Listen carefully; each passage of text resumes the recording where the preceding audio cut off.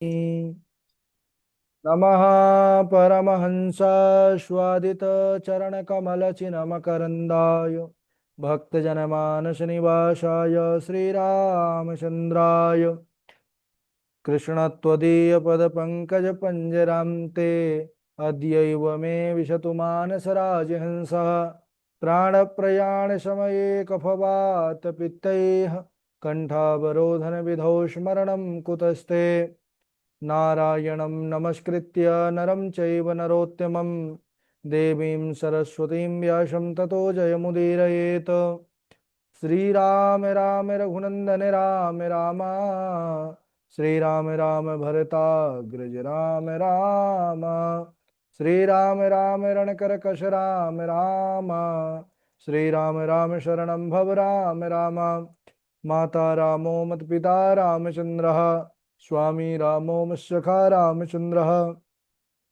सर्वस्वं मे रामचन्द्रो दयालुर्नान्यं जाने नैव जाने न जाने अञ्जनानन्दनं वीरं जानकी शोकनाशनं कपीशमक्षहन्तारं वन्दे लङ्काभयङ्करम् भक्ति भक्त भगवंत गुरु चतुर्नाम वपुए इनके पद वंदन किए नाशत विघ्न अनेक श्री सीताजू के पद कमल जब लग हृदय नवास श्री राम भ्रमर आवत नहीं तब लगता के पास बोले वृंदावन बिहारी लाल की जय श्री सीतारामचंद्र भगवान की जय रामायण श्री राम कथा की जय गोस्वामी श्री तुलसीदास जी महाराज की जय परम मंगलमय परात्पर अखिलेश्वर अचिंत कल्याण गुणगण निधान सर्वेश्वर सर्वाधिपति श्रेष्ठ आचरणमान प्रजा के सुखदाता आनंद कंद भगवान श्री रामचंद्र कौशल्या आनंद वर्धन अवध नरेंद्र नंदन श्री रघुनंदन विदेह वन सभे जयंती जनक नरेंद्र नंदनी भास्वती जगदीश्वरी माँ सुनैना की आंखों की पुतलिका विदेह जा जनकाधिराज तनया जनक राज किशोरी वेदेही मैथिली श्री राम प्राण वल्लभा श्री जानकी जी इन दोनों युगल सरकार श्री सीता रामचंद्र भगवान के पावन दिव्यतम चरणारविंदों पर कूट हनुमन तमस्तक वंदन एवं अभिनंदन तीनों मैया चारों भैयाओं के चरणों में कोटि कोटि प्रणति अनंत बलवंत गुणवंत श्री हनुमान जी महाराज के पावन चरण कमलों पर कोटि कोटि प्रणाम समस्त भूतादिक सीय राम मैं सब जग जानी करहूँ प्रणाम जोर जोग पानी। सज्जनों, हम सबका परम सौभाग्य की श्री राम कथा की तैयारी का पावन विचार संकल्प लेकर के एक स्थान पर एक साथ जुड़कर यह राम कथा की तैयारी कर रहे हैं।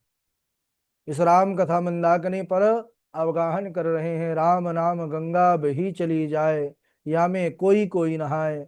कोई कोई का तात्पर्य है भाग्योदयेन बहुजन्म समर्जितेन सत्संगमम च लभते पुरुषो यदा वै। कई कई जन्मों के जब पुण्यों का उदय होना होता है तब रघुनाथ जी की कथा प्राप्त होती है, क्योंकि कथा के बाद ही कृपा होती है और रघुनाथ जी के जो है पाद पद्मों की प्राप्ति होती है। बड़ी पावन कथा पर इस समय हम सब चर्चा कर रहे हैं। कल के दिवस पूर्व दिवस पर हम सब सुंदर भगवान के विवाह महोत्सव महाराज जनक के यहाँ पर प्रभु रघुनंदन राम गुरु विश्वामित्र जी लक्ष्मण भैया के साथ पहुंच करके और उन्होंने ऐसा सुंदर अपने कहते हैं कृपा के कारण महाराज जनक का जो है धनुष यज्ञ को पूर्ण किया है। जिस धनुष को 10,000 राजा मिलकर के हिला नहीं पाए, रघुनंदन राम ने कृपा करके उसको पल भर में ही भंग कर दिया। तीनों लोकों में महान उत्सव छा गया और उसके बाद परशुराम जी भी भगवान की महिमा को देख करके नतमस्तक होकर के चले गए।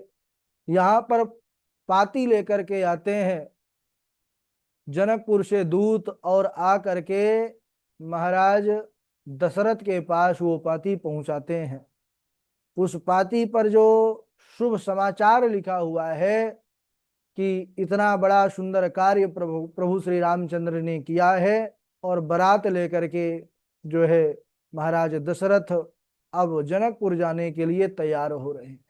उस पत्र को पढ़ते ही दशरथ जी के प्रसन्नता के कारण आंखों से झरझर आंसुओं की धारा चलने लगी। बारी बिलोचन बाचत पाती पुलक गात आई भर छाती। राम लखन उर कर बर चिट्ठी रह गए कहत न खाटी मीठी। पत्र का मिलना ये जो है आधी भेंट मानी गई है। प्रभु श्री राम सर्वस्व है महाराज दशरथ के, समस्त अयोध्या वासियों के। और जैसे ही यह शुभ समाचार कि राम जी का पत्र आया है, संदेश आया है, सारे उत्साहित होकर के, यहाँ तक कि हमारे भरत शत्रुघ्न भैया दोनों खेल रहे थे, सुने कि रघुवर जी का हमारे प्रभु का संदेश आए है, तो भागते आ गए। खेलते रहे तहां सुधि पाई, आए भरत सहित दो भाई।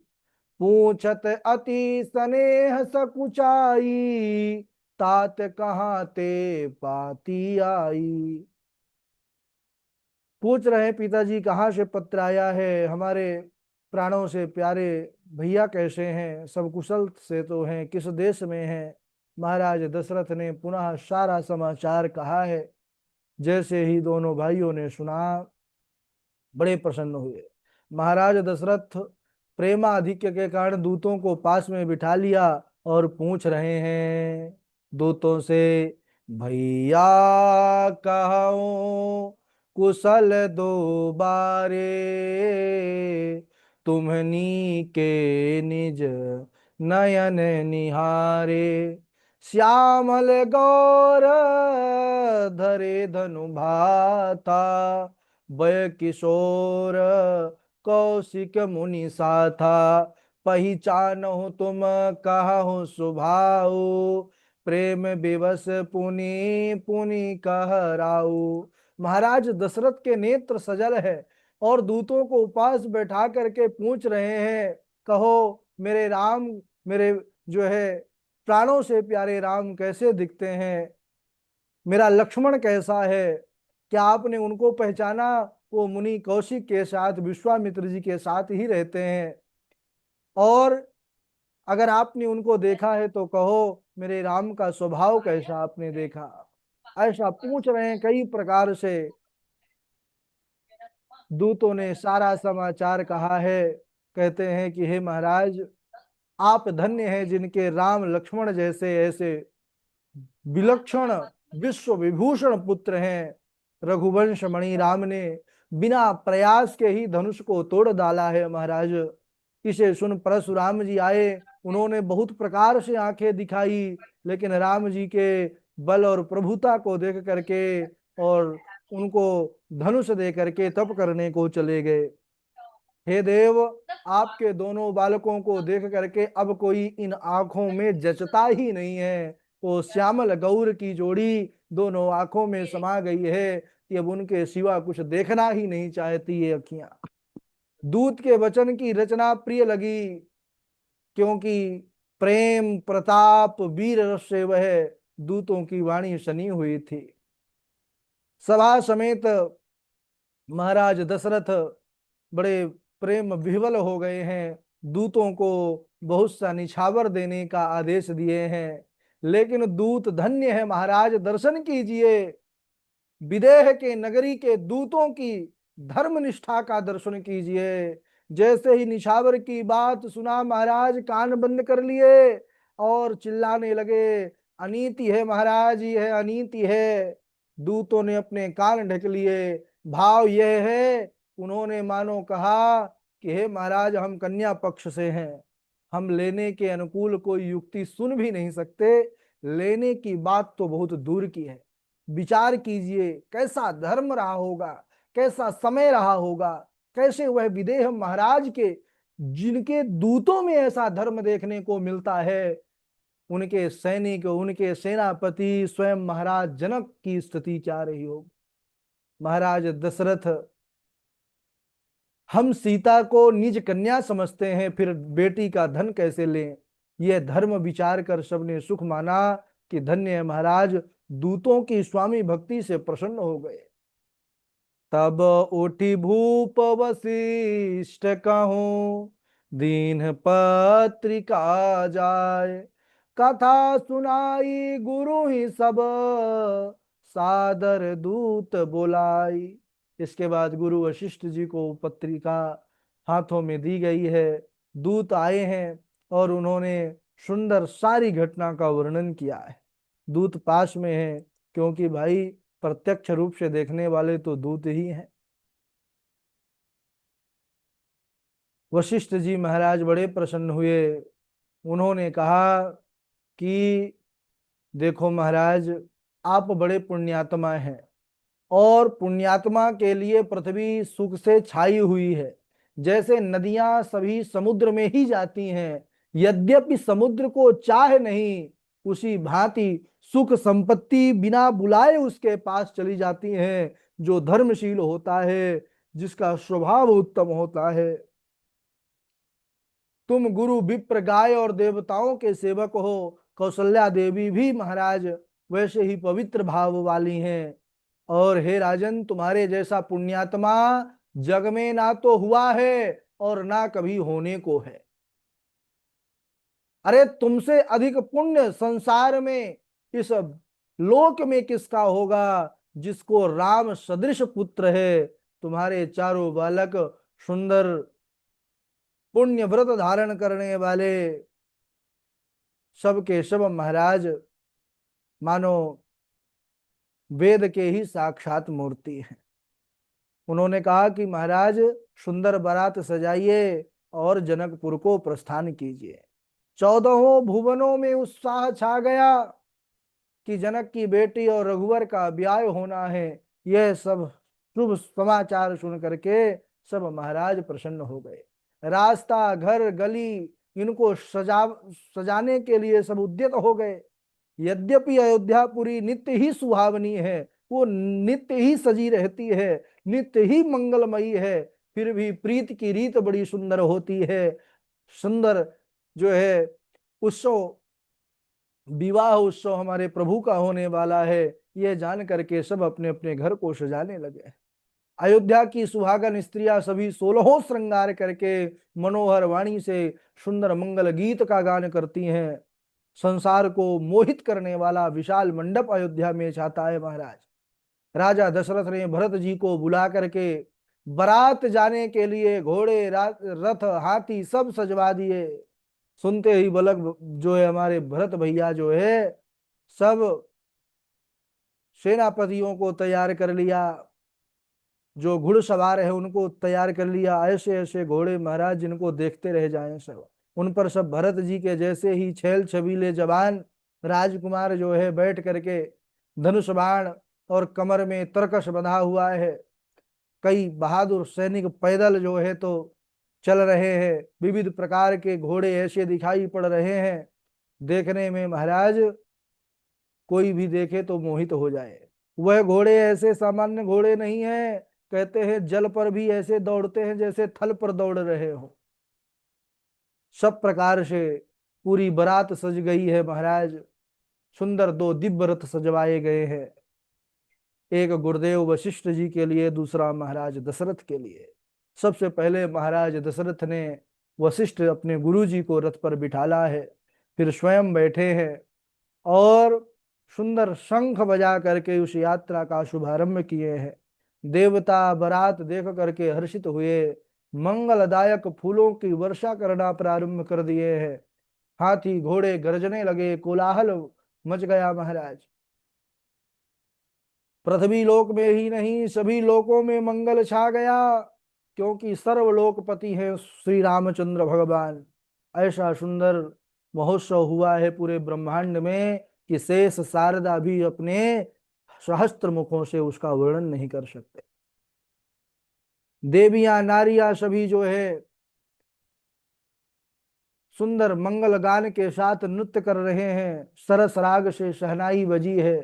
श्रेष्ठ राजकुमार सब बराती बन करके चल दिए हैं। अनेक प्रकार से उस बारात की शोभा है। कहते हैं बनाई न बरनत बनी बराता, होई सगुन सुंदर शुभदाता। अच्छा, बारात चलने के समय विविध प्रकार के सुंदर शुभ सगुन हुए। नीलकंठ बाई ओर से चार जो है उड़ करके चारा ले जा रहा है। नेवले का दर्शन हुआ, तीनों प्रकार की शीतल मंद सुगंध समीर चल रही है। सुहागनी स्त्रियां भरे हुए कलश लेकर के गोद में बालक लिए आ रही हैं। गैया मैया सामने खड़ी होकर के अपने बछड़ों को दुग्ध पिला रही हैं। ये बड़े शुभ सुंदर शगुन है। आप किसी कार्य के लिए निकलिए मार्ग से, अगर ऐसा दृश्य आपको दिख जाए जो जिसका वर्णन हो रहा है, तो ये मानिए कि वो कार्य आपका 101% होना है। नीलकंठ पक्षियों में बड़ा शुभ माना जाता है, इसका दर्शन हो जाए। आप जा रहे हैं, नेवले का दर्शन हो जाए।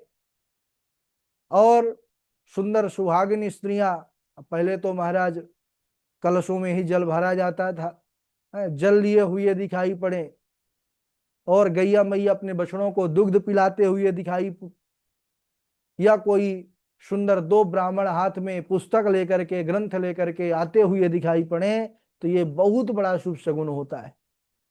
ये सारे शुभ शगुन महाराज दशरथ जी बारात लेकर के जो प्रभु राम की जा रहे हैं, ये सारे शुभ शगुन हुए। क्यों? अरे भाई, ये शुभ शगुन और जो भी संसार की जितनी भी वस्तुएं हैं, ये सब भगवान ने ही बनाया है। भगवान का ब्याह है, सुन करके सारे शुभ शगुन नाच उठे। अब ब्रह्मा ने हमें सच्चा बनाया है, ये जान करके आज सब जो है सुंदर शगुन कर रहे हैं। सूर्य कुल के पताका को आगे करके सुंदर जो है चल रहे हैं सब। महाराज जनक भी जिस रास्ते से बारात आना है, उन रास्तों में कई जगह पर नदियों पर पुल बनवाए हैं, अनेकों प्रकार के भोजन की व्यवस्था की है।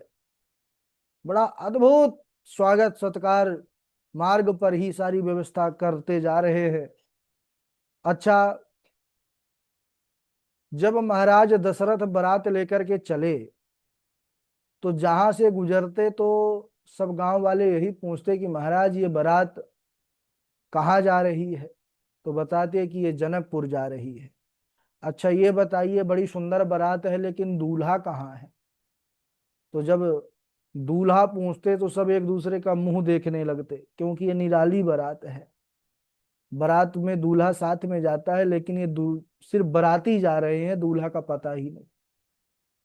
अब महाराज सब जगह पर ऐसे ही पूछते, ना किसी को तिथि का पता है कि विवाह कब होना है, सब एक दूसरे का मुंह देख रहे हैं।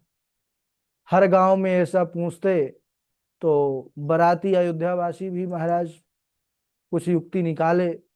उन्होंने व्यवस्था बनाई कि चलो अगले गांव में अगर कोई पूछेगा तो फिर बताएंगे क्या क्या करना है। अगले गांव पर गए, नगर पर पूछने लगे कहाँ है, दूल्हा कहाँ है। आगे वालों से पूछा, आगे वाले महाराज अब क्या बोले, वो दूल्हा तो है नहीं। तुरंत उन्होंने युक्ति लगाई, बोले दूल्हा तो पीछे चल रहा है। भागे भागे सब लोग देखे कि इतनी सुंदर बारात है तो दूल्हा कितना सुंदर होगा।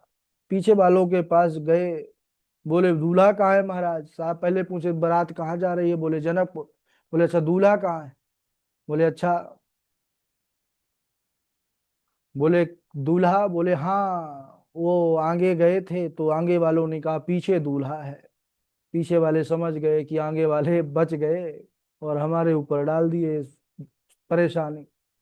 अब वो भी कैसे, तो उन्होंने भी युक्ति निकाली कि दूल्हा अभी अभी मध्य में प्रवेश किया है, बीच में चला गया है।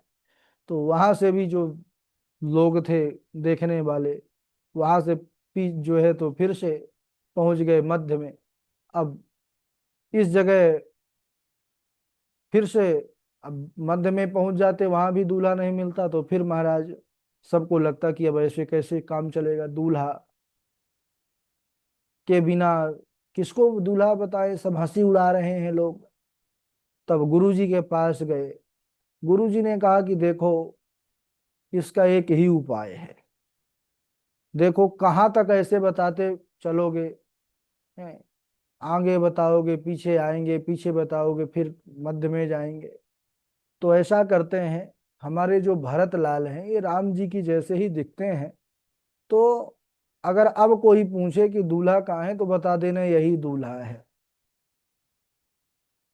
क्योंकि राम जी जैसे हमारे भरत पूरा दिखते हैं, बाबा जी भी स्पष्ट किए, भरत राम ही की अनुहारी, सहसा लखी ना सकहि नर नारी।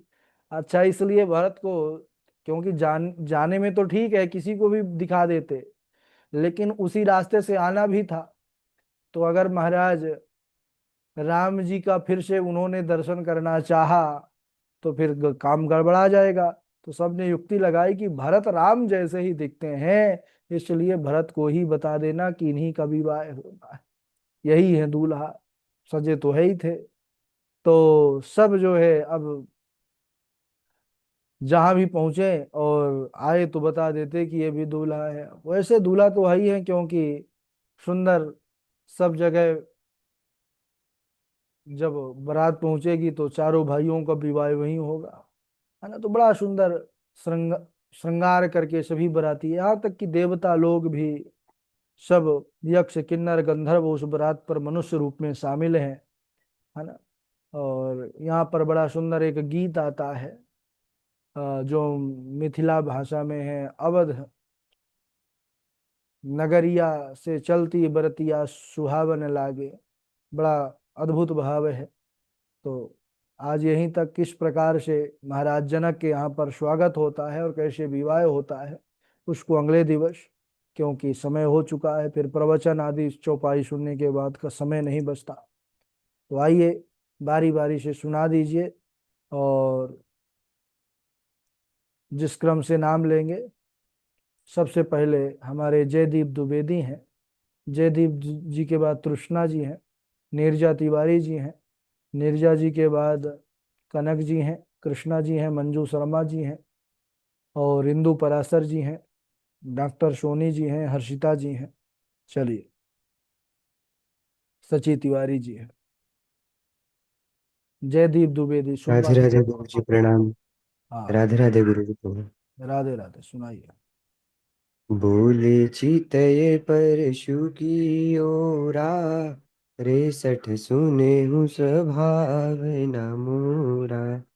भृगुसुत समुझि जने हूँ विलोकी, जो कछु कहूँ सहूँ रिस रोकी। सुर महिसुर हरि जन रुगाई, हमरे कुल इन पर न सुराई। कहेहु लखन मुनि शील तुम्हारा, को नहीं जान विदित संसारा। माता पिता ही ऋण भयनी के, गुरु ऋण राह सोच बड़ जी के। राम रमापति कर धनु लेहूं, खेचहु मिटे मोर संदेहु। देत चापु आपुहि चलु गयहूँ, परशुराम मन विस्मय भयहूँ। राधे राधे गुरु जी प्रणाम। थोड़ा स्वास्थ्य ठीक नहीं है। अच्छा, चलिए दवा लीजिए, सुनाइए तृष्णा जी। दूत अवधपुर पटवहु जाई, अनहि द्रौपद दशरथ ही बोलाई। मुदित राउ कही भले ही कृपाला, पठये दूत बोली तो तेहि काला। दीप मनोहर मणिमय नाना, जाई न बरणी विचित्र बिताना। जेहि मंडप दुलहिन बेदेहि, सोबरणे असमति कवि केहि। राधे राधे गुरु जी। प्रणाम आपको सबको, सादर प्रणाम करते हुए। जी सुन। अनुचित बहुत कहु अज्ञाता, क्षमहु क्षमा मन दे दो भ्राता। कही जय जय जय रघुकुल के तू, भृगुपति गए बनहि तप हेतु। अपभय कुटिल महीप डराने, जहाँ तहाँ कायर गाहि पराने। जनक कीन कौशिके प्रणाम प्रभु प्रसाद धनु भंजऊ रामा। मोहि कृत कृत्य कीन दो भाई, अब जो चित सो कहाई गोसाई। कहा मुनि सुनो नर नाथ प्रवीणा, रहा विबाहु चाप अधीना। टूटत ही धनु भयो विबाहु, सुर नर नाग विदित सब काहू। सियावर रामचंद्र भगवान की जय। जय सिया राम। ठीक है, बहुत अच्छा। और आप सुनाइए कनक जी, फिर कृष्णा जी, जय श्री सीताराम गुरु जी। फिर मंजू शर्मा जी। राधे राधे। भृगु सुत सामुझी जनेऊ बिनो की, जो काचु काहू साहू रिस रोकी। सुर महि सुर हरि जन अरु गाई, हमरे कुल इन पर न सुराई। कहेऊ लखन मुनि शील तुम्हारा, को नहीं जान विदित संसारा।